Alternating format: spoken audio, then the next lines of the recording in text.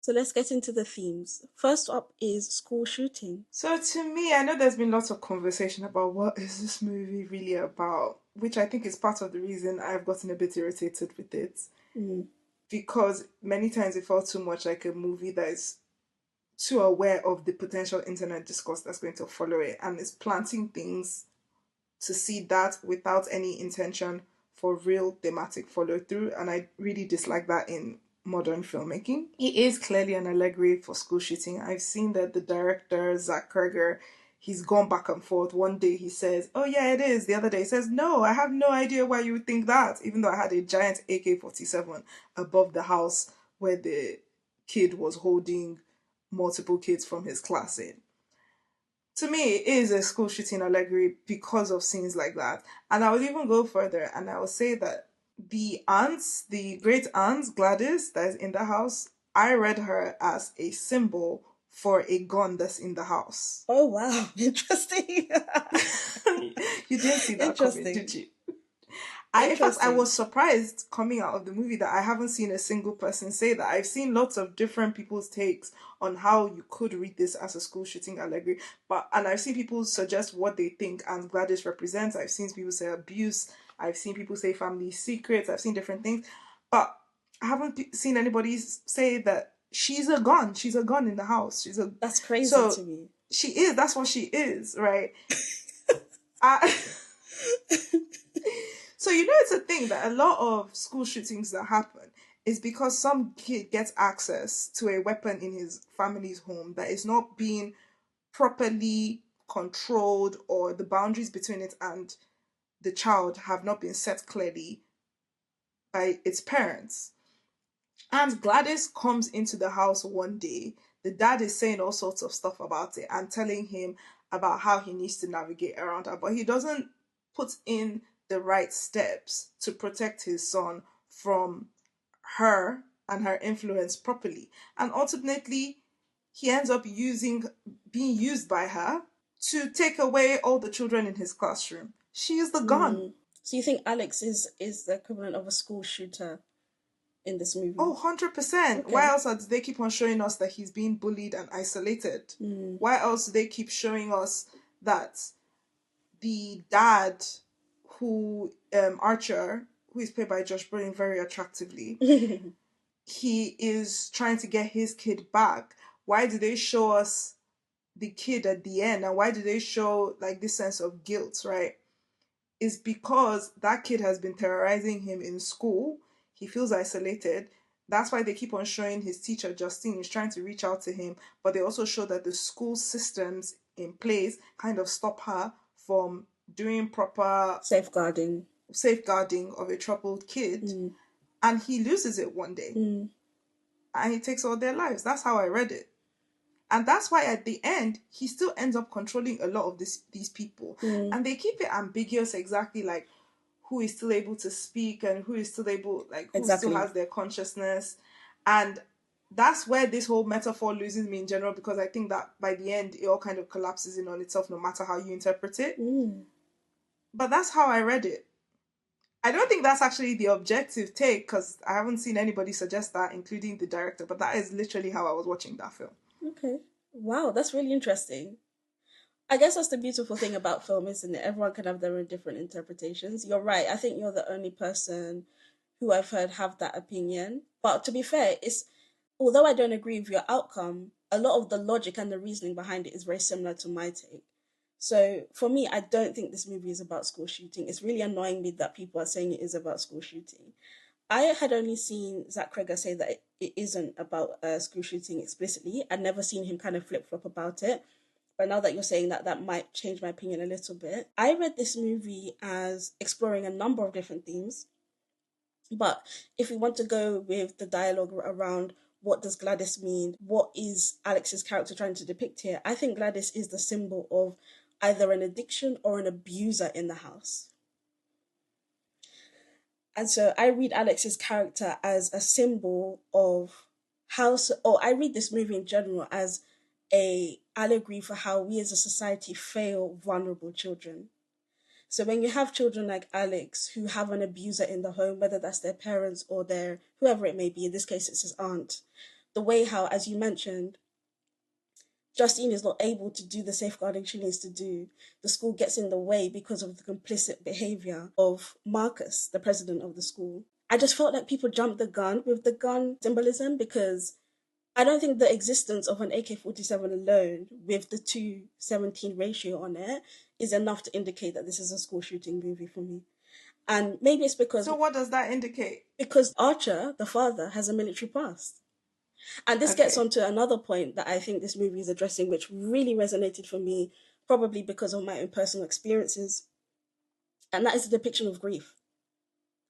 And this is one of the reasons why I started to love this movie really, really early on. So, unfortunately, I have experienced a number of bereavements, and including ones that are sudden, right? When you go through a sudden bereavement, your brain can play tricks on you. You can become obsessive about what happened. And we see that he's desperate to assign blame to someone.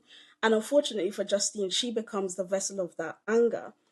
So, yeah, I thought that it was annoying for me to see people describe this as a school shooting movie, when I think if you accept that it's a school shooting movie, you completely miss the deeper themes that are going on here. And more Are there importantly, the deeper themes that are asking themes? us. Absolutely, in my opinion. I fully understand your interpretation of the film, and I think it makes sense. Mm.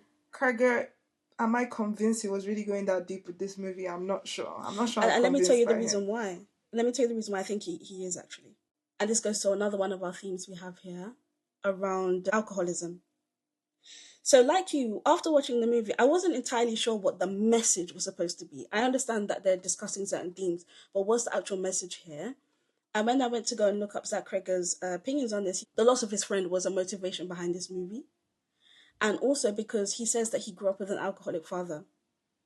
And so all those scenes where we see Alex being groomed effectively by his aunt, I think if you accept the interpretation that this is a school shooting movie, you have to kind of dismiss the power of that depiction. I think it's one of the most compelling depictions of grooming that I can think of in, like, off the top of my head right now. It was really, really, it resonated with me a lot. This is the interesting thing about art.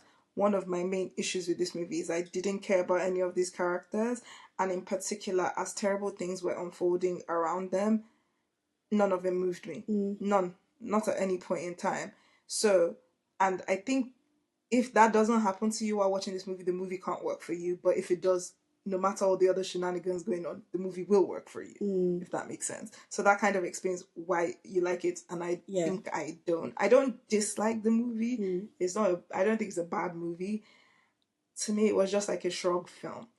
I think this idea of analyzing grief, trauma, grooming, abuse, I've seen it done in a more interesting way, Mm. personally. Mm.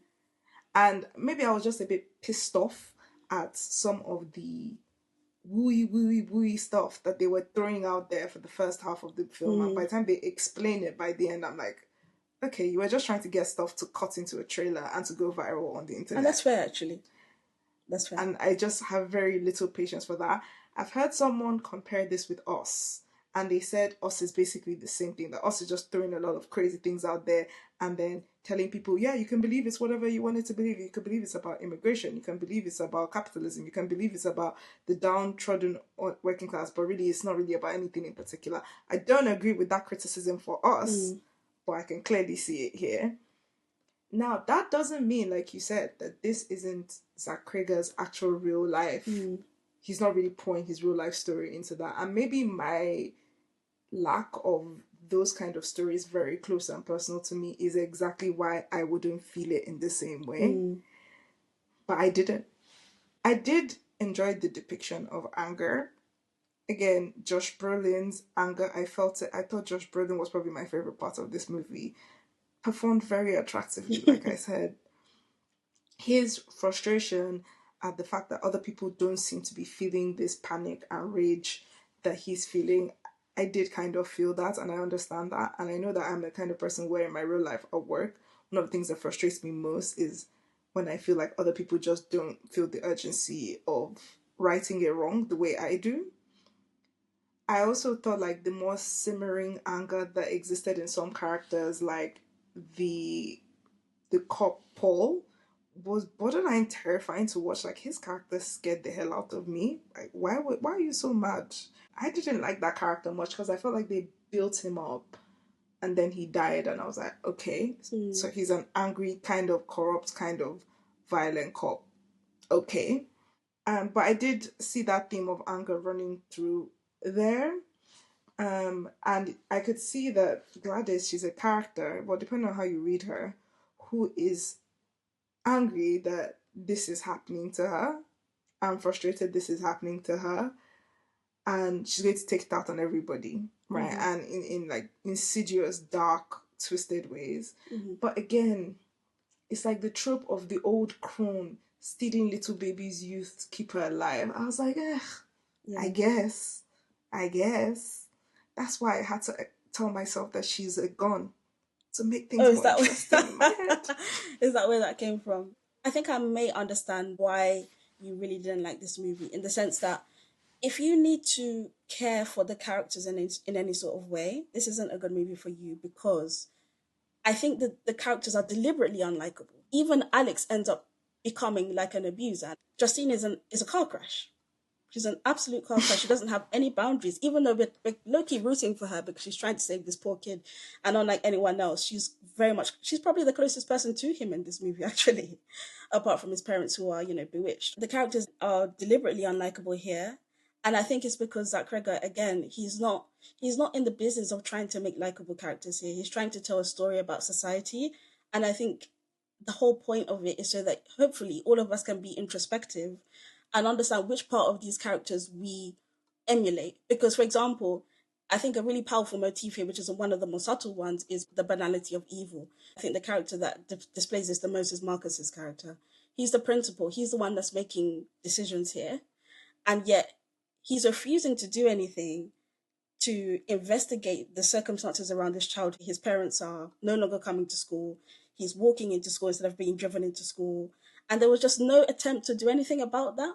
D, that is actually part of my problem. I don't see that as a good thing. That's a bad thing. It made no sense. But How is it there's, possible that something this extreme happens, yeah, and then you hear that the father of the same child randomly have a stroke? yeah, You see no evidence of it, nothing, yeah. and you just accept it. Again, What? it doesn't make sense to you. Unfortunately, schools around the world are completely ignoring the signs when it comes to kids presenting with abuse. And I think that's what Zach Cregger is trying to do here. And I thought he did it. Yes, I can definitely see the critique about, okay, so the parents suddenly went missing, they weren't going to work, and nobody asked any questions. Completely agree, right? But again, I think if we understand that he's making a broader point here about how various societal systems fail vulnerable children, then I can forgive that kind of poor writing, ultimately.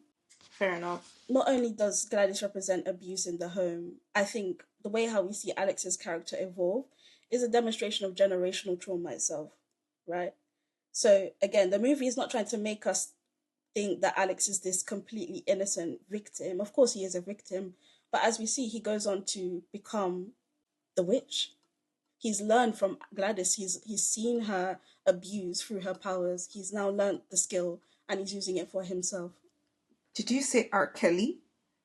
Basically, yeah. A lot of abuse. It's not even just that type of abuse, unfortunately. And again, that's the reason why I do have to give this movie some credit. Now, as much as I enjoyed the work of Zach Cregger's, and I will be looking out for his work from now on, I really did enjoy this movie. I do feel robbed for Jordan Peele.